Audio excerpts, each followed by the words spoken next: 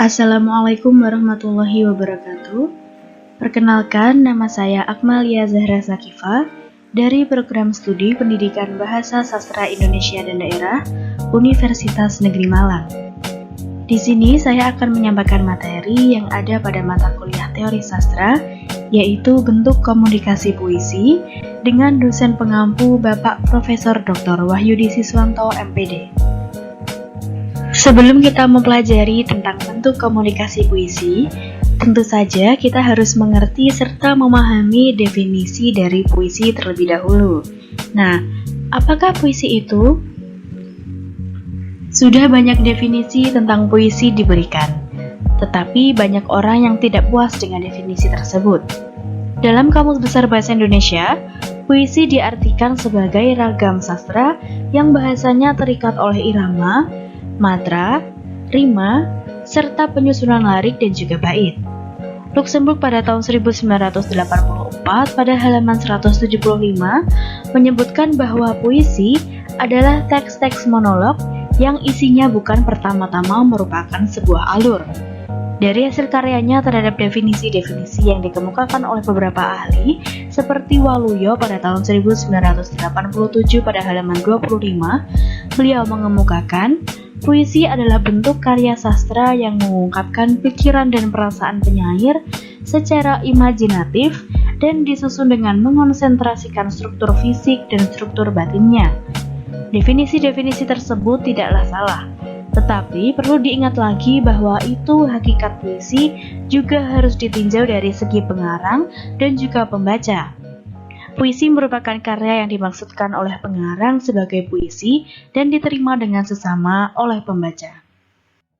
Seperti yang dikemukakan oleh Luxembourg pada tahun 1984, puisi ialah teks-teks monolog yang isinya pertama-tama bukan merupakan sebuah alur. Atau dengan kata lain, isinya bukan semata-mata sebuah cerita, tetapi lebih merupakan ungkapan perasaan.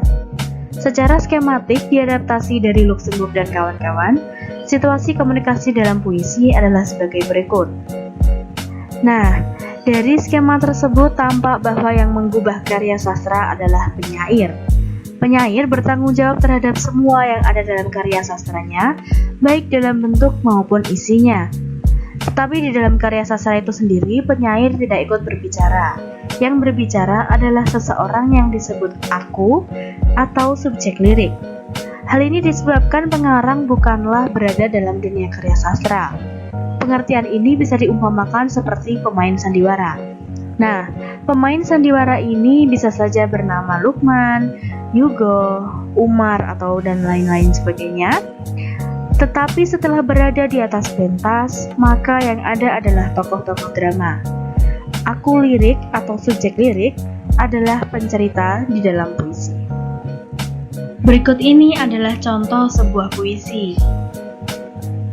Nah, dari puisi pesan ini dapat diketahui bahwa aku liriknya adalah adik Raden Sumantri yang jantungnya terkena panah. Dalam cerita wayang, orang itu bernama Sukrosono.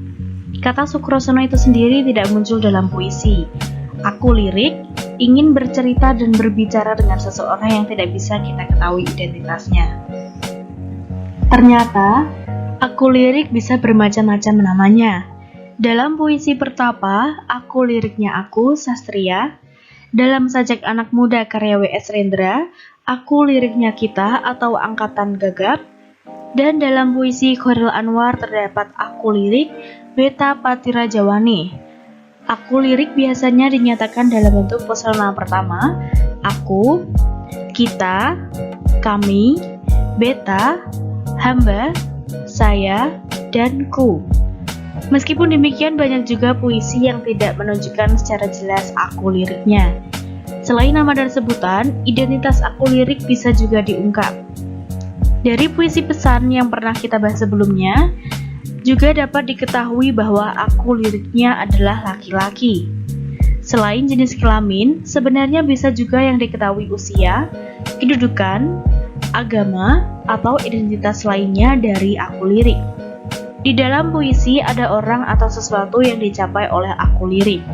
Yang disapa bisa berupa orang yang sudah jelas identitasnya maupun yang belum jelas, alam, benda maupun hewan, dan kata-kata yang digunakan bisa engkau, kamu, anda, dan kau.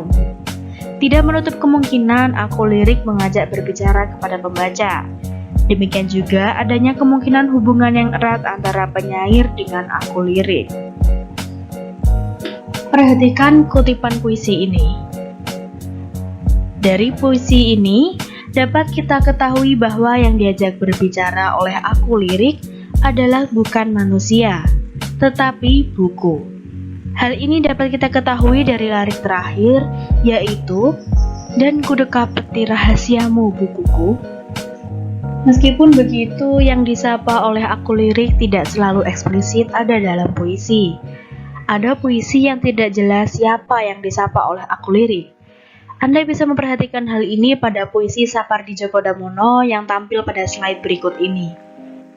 Demikian yang dapat saya sampaikan, kurang lebihnya saya mohon maaf dan semoga bermanfaat. Terima kasih. Wassalamualaikum warahmatullahi wabarakatuh.